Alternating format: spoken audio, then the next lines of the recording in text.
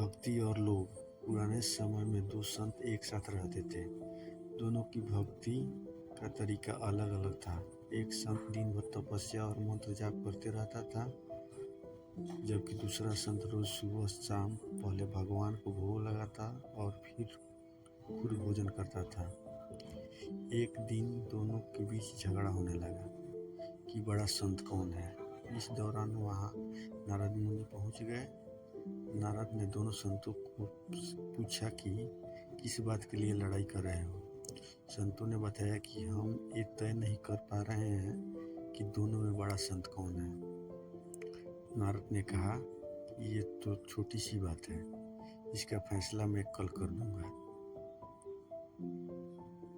अगले दिन नारद मुनि ने मंदिर में दोनों संतों की जगह के पास हीरे का एक एक अंगूठी रख दी। पहले तप करने वाला संत वहां पहुंचा। उसने एक अंगूठी देखी और चुपचाप उसे अपने आसन के नीचे छिपाकर मंत्र जाप करने लगा।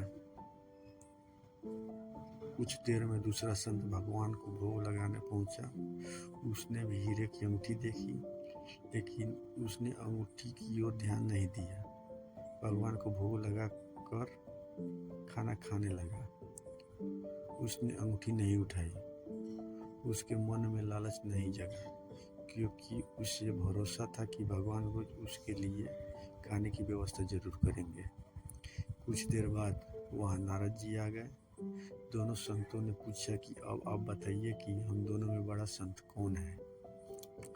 नारद ने तपस्या करने वाले संत को खड़े होने के लिए कहा। जैसे ही वो संत खड़ा हुआ तो उसके आसन के नीचे छिपी हुई अंगूठी दिख गई। नारद मुनि ने उससे कहा कि तुम दोनों में भोग लगाकर खाना खाने वाला संत बड़ा है। तपस्या करने वाला संत में चोरी करने की बुरी आदत है। उसने भक्ति के समय में भी चोरी करने में संकोच नहीं किया, जबकि भोग लगाने वाला संत ने अंगूठी की ओर ध्यान तक नहीं दिया। इस कारण वही संत बड़ा है। प्रसंग की सीख यह है कि भक्ति तभी सफल होती है जब भक्त के मन में बुरे विचार न हो, भक्त बुरे काम न करता हो।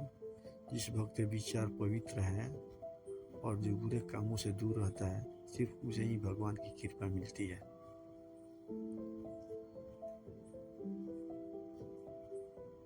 धन्यवाद।